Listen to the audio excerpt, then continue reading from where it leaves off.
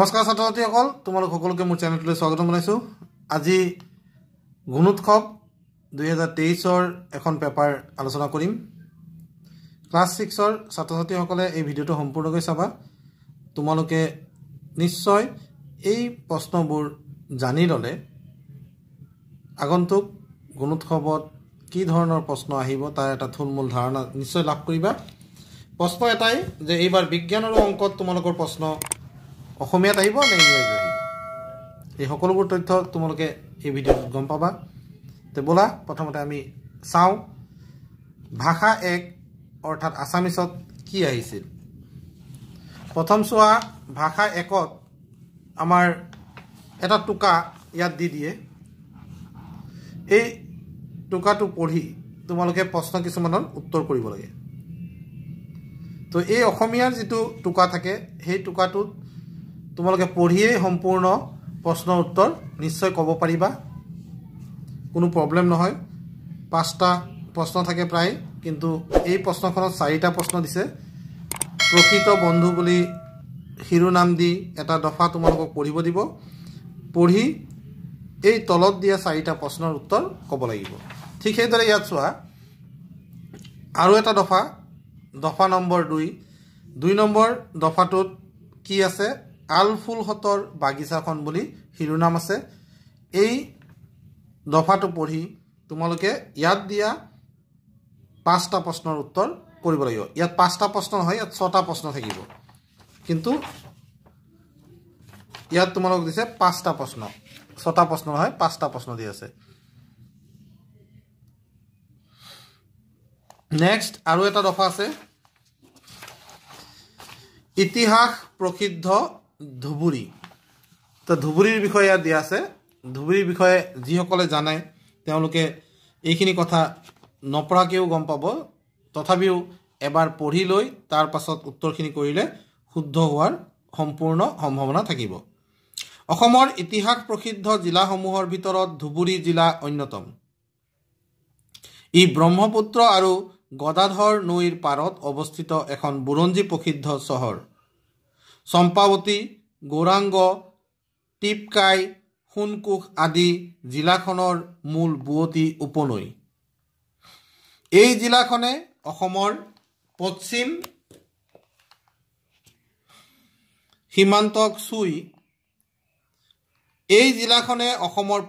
সীমান্তক চুই আছে।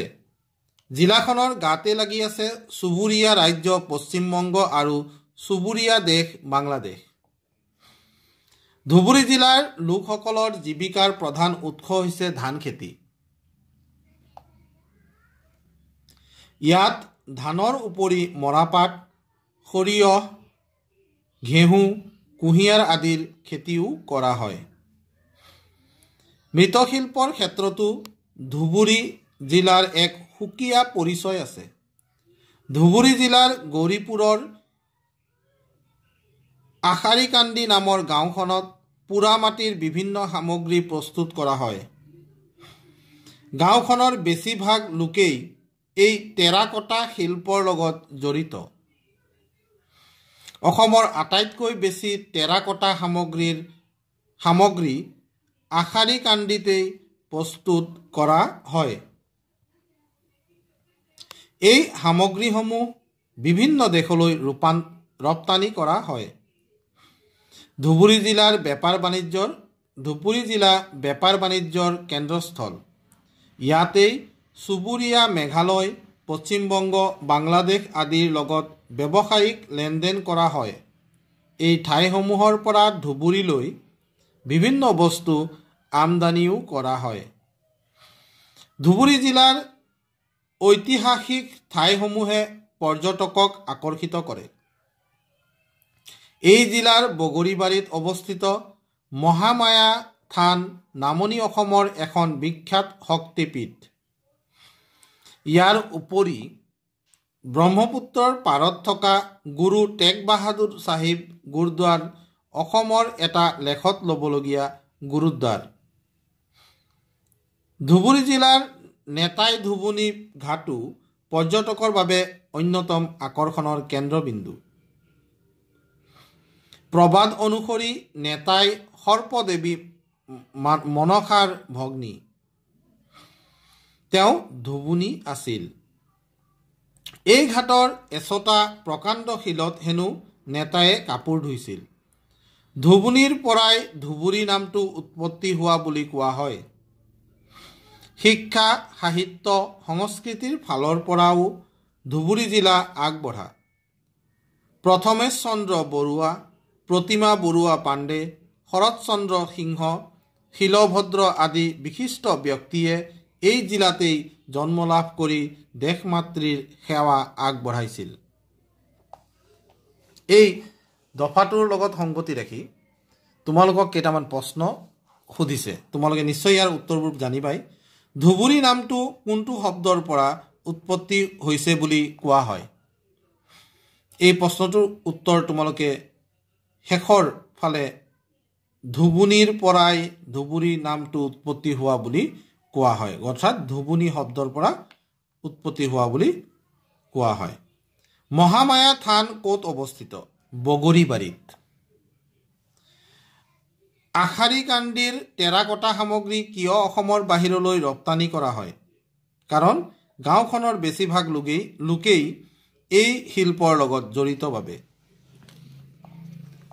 নেক্সট তলৰ কোনটো আমদানি শব্দৰ বিপৰীত অৰ্থ বুজোৱা শব্দ আমদানিৰ বিপৰীত শব্দ এই দফাটোত নাই কিন্তু দফাটোৰ বাহিৰলৈ গৈ দফাটোৰ বাহিৰৰ এটা শব্দ তোমালোকৰ মনত আছে নাই তাকে পৰীক্ষা কৰিবলৈ এই ৰপ্তানি শব্দটো দিয়া হৈছিল তলৰ কোনটো বাক্যত অতি প্ৰত্যয়যুক্ত শব্দ ব্যৱহাৰ হৈছে হুনকুখ এখন বুৱতী উপনৈ এই বুৱতী শব্দটোত অতি প্ৰত্যয়যুক্ত শব্দৰ ব্যৱহাৰ হৈছে গতিকে এই এ অপচনটোৱে হ'ব ইয়াৰ শুদ্ধ উত্তৰ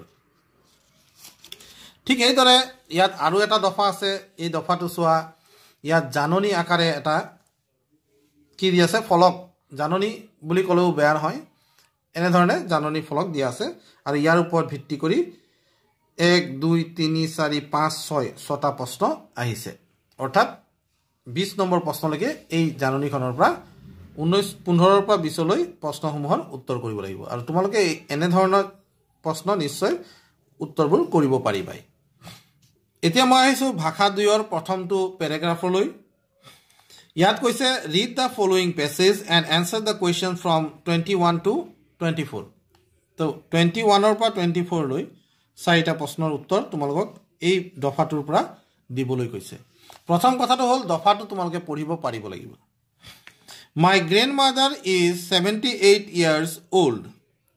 She has beautiful gray hair. She always ties her hair in a bun and wears hand-woven mekhela chador.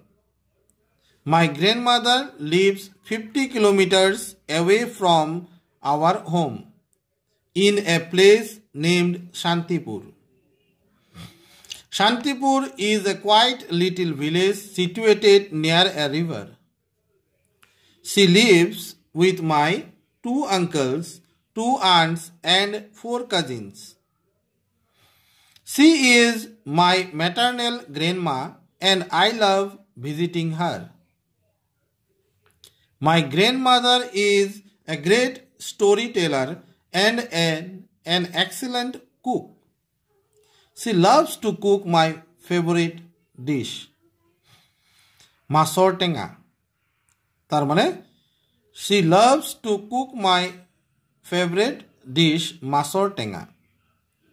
On warm summer afternoons, grandma applies coconut oil on the hair of her granddaughters and also makes lovely hairbands for us.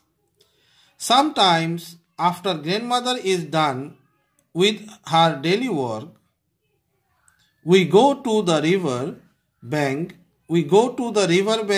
to sit and listen to her amazing stories. She also takes us to the paddy fields where we play tirelessly. My grandmother has a habit of knitting continuously for hours. If I call her to play with us during that time, she really gets angry.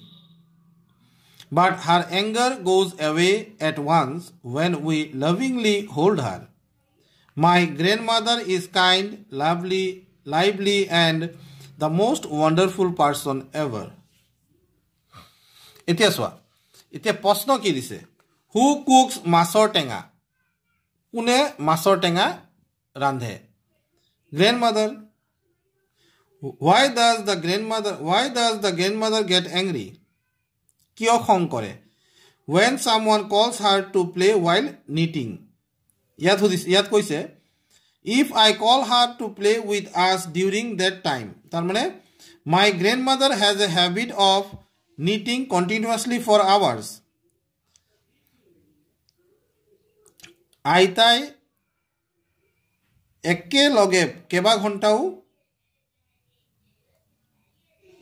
গুঠি ভাল পায় knitting মানে গুঠা কি গুঠা উল গুঠাৰ এটা অভ্যাস তেওঁৰ আছিল তো এই যে উল গুঠাৰ সময়ত যদি কোনোবাই তেখেতক মাতে তেতিয়া কি হয় তেওঁৰ খং উঠে when someone calls her to play while knitting যেতিয়া গুঠি থাকে উল গুঠাৰ সময়ত যেতিয়া তেওঁ কোনোবাই খেলিবলৈ মাতে তেতিয়াই তেওঁৰ কি হয় খং উঠে সি অপচনটো ইয়াৰ correct option next which one of the following is the homophone of the word great homophone to কি হ'ব homophone মানে একে উচ্চাৰণ থকা শব্দ কিন্তু ইয়াৰ কি হয় অৰ্থ বেলেগ বেলেগ এই grate great আৰু ইয়াত আছে great great দুটাৰে উচ্চাৰণ একে গতিকে এ অপচনটো হ'ব ইয়াৰ শুদ্ধ উত্তৰ which one of the following words is a preposition in the given sentence তলত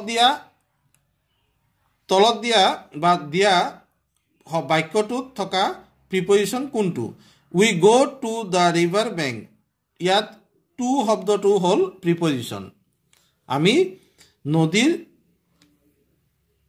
ক'ত যাও পাৰলৈ river bank মানে নদীৰ পাৰলৈ যাও এই যে লইটো হল preposition to ঠিক এদৰে একে ধৰণৰ আৰু এটা প্যাৰাগ্ৰাফ ইয়াত দিছে এই প্যাৰাগ্ৰাফটোৰ ওপৰত বেছ কৰি আৰু কিছুমান প্ৰশ্ন থাকিব তো এনে ধৰণে তোমালোকে ইংৰাজী প্ৰশ্নখিনিও কৰিব লাগিব আৰু যদি চোৱা ইয়াত এটা কাৰেন্ট ধলাহদিয়া ব্ৰিজৰ ওপৰত দিছে ধলাহদিয়া ব্ৰিজৰ ওপৰত কি টুকা দিছে হেতু এবাৰ পঢ়ি শুনাও তোমালোকে নিশ্চয় ভাল পাবা ধলাহদিয়া bridge also known as the Bhupen Hazarika Setu is India's longest bridge over water. It is 9.15 kilometers in length and connects Assam and Arunachal Pradesh. It is a beam bridge that goes over the Lohit river, one of the largest tributaries of the Brahmaputra river. The mighty bridge is located between Dhola and Sadia of Tinsukia district. The Dhola-Sadia bridge was inaugurated on 26th May 2017. The bridge provides effective transportation to Arunachal Pradesh, which is a few kilometers away from Sadia. People from Assam can now easily travel to many places in Arunachal Pradesh like Chenglang, Dibang Valley, East Siang and so on. The Dhola-Sadia bridge is our nation's pride. It is a great tourist attraction across the globe. তো এয়া ধলাহদিয়াৰ বিষয়ে এটা টুকা দিছে তাৰ পিছত ইয়াত প্ৰশ্ন কিছুমান দি আছে what is the length of the Dhola-Sadia bridge year length কিমান 9.15 কিলোমিটাৰ ইয়াত সো ডি অপচনটোত কাৰেক্ট কৰিছে ইয়াত আসলতে প্ৰশ্নটো নুসুৱাকে মানে দফাটো নপঢ়াকে যেতিয়া কোনোবাই উত্তৰ কৰিব তেতিয়া এই এনে ধৰণৰ উত্তৰবিলাক হ'ব পাৰে উল্টা পুল্টা জি টি চিন দি দিব ইয়াত 9.15 ইয়াত সো 9.15 কিলোমিটাৰ ইন লেন্থ বুলি কোৱা আছে গতিকে ইয়াত 9.15 টো হে ইয়াত গুটে দফাটোত আছে বাকি কোনো সংখ্যা নাই বাকি তো তাৰিখ আছে তাৰিখটো তো হ'ব নোৱাৰে গতিকে অপচন বি টো হ'ব ইয়াৰ শুদ্ধ উত্তৰ কিন্তু ইয়াত যিজন ছাত্ৰ বা ছাত্ৰীয়ে কৰিছিল ডি দি থৈছিল Where is the Dhola-Sadia bridge located? Dhola-Sadia bridge ক'ত আছে ইয়াৰ between northern and eastern Assam Dhola-Sadia bridge ক'ত আছিল between Dhola and Sadia ইয়াতো ইনেই আনুমানিক ইয়াত চিন দি থৈছে সি অপশনটো হ'ব ধলা এণ্ড সদিয়া অফ শোণিতপুৰ কি Tinsukia district not Sonitpur between Dhola and Sadiya of Tinsukia district এয়া ইয়াত দিছে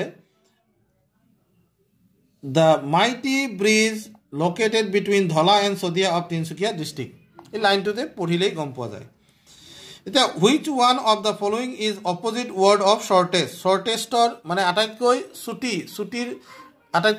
ছুটিৰ বিপৰীত শব্দটো হ'ব longest আটাইতকৈ দীঘল ডি অপচনটো হ'ব ইয়াৰ শুদ্ধ উত্তৰ নেক্সট আমি যাম হিন্দী অংশলৈ হিন্দী অংশত কি দিছে চোৱা হিন্দী অংশটো তোমালোকৰ একেবাৰে সহজ কথাই দিব ইয়াত কোনো প্যাৰাগ্ৰাফ দিয়া নাই ঘ से पहले कौन सा वर्ण आता है घ से पहले क्या आता है घ से पहले ख आता है हाँ सही है लेकिन उससे सबसे पास घ से पहले ग आता है हम क भी लिख सकते हैं तो क ख ग घ तो घ से पहले क्या आता है ग टू होबो करेक्ट आंसर ইয়াত তেওঁলোকে জুনে লিখিছে খ টুক চিন দি থৈছে प के बाद कौन सा वर्ण आता है प के बाद क्या आता है फ ये तो करेक्ट लिखिसे सही वर्ण से खाली जगह भरिए शुद्ध वर्णरे खाली जगह तो भराब लगे ইয়াত ৰ লিখি থৈছে ইয়াত আসলতে ক ল ম তো নাই ক আৰু ল আছে তাত ম আহিব ক ম ল কমল কমল মানে পদুম ফুল ম তো হ'ব লাগে ইয়াত বি টুক চিন দি থৈছে सही वर्ण से खाली जगह भरे देश तली तितली तितली एटू हल तत हसईकारे ती टू हब शुद्ध उत्तर ए की मात्रा को पहचानिए इतिया ए की मात्रा को पहचाने बुली কৈছে আৰু ইয়াত সোৱা চিন দি থোৱা আছে এ এটু হয় জানো নহয় এ কি মাত্ৰা কোনটো হয় ওইৰ মাত্ৰা কৈছে এ নহয় ওইৰ মাত্ৰাটো হল এইটো ওইৰ মাত্ৰাটো হল এইটো बी2 निम्नलिखित किस शब्द में ई का मात्रा प्रयोग हुआ है কোনটো শব্দত ই চিহ্নটো লাগিছে ইৰ মাত্ৰা লাগিছে ইয়াত সেভ আছে ইয়াত একাৰ হে লাগিছে ইয়াত হ'ব উত্তৰটো এ অপচনটো হ'ব শুদ্ধ কিন্তু দি থৈছে বি বহুত বঢ়িয়া যি কি নহক ল'ৰা ছোৱালী এনেকৈ ভুল কৰি শিক্ষকে সেইখিনি ভুল শুদ্ধৰণি কৰি দিব লাগে পৰীক্ষাত যিয়ে নিলিখক পৰীক্ষাৰ পিছত হলেও সেইখিনি শুদ্ধ কৰিলে জীৱনৰ বাবে হেবোৰ শুদ্ধকে প্ৰয়োগ কৰিব পাৰিব এতিয়া চিত্ৰ দিটো আছে এটা ভালুকৰ এতিয়া ভালুকৰ চিত্ৰৰ জায়গাত চিন দিছে বাঘ বহুত ধুনিয়া এই ধৰণৰ বস্তুটো ভালুৰ ঠাইত কি লিখিছে বাঘ এতিয়া এইটো কেনেবাকে বাঘ হ'ব পাৰে নেকি বাৰু যি কি নহক এতিয়া আহি গল এটো কি ৰঙালাওটো কি বুলি কয় কদ্দু সি অপচনটো শুদ্ধ লিখিছে গতিকে ইমানখিনি আছিল আৰু বাকি বহুত আছে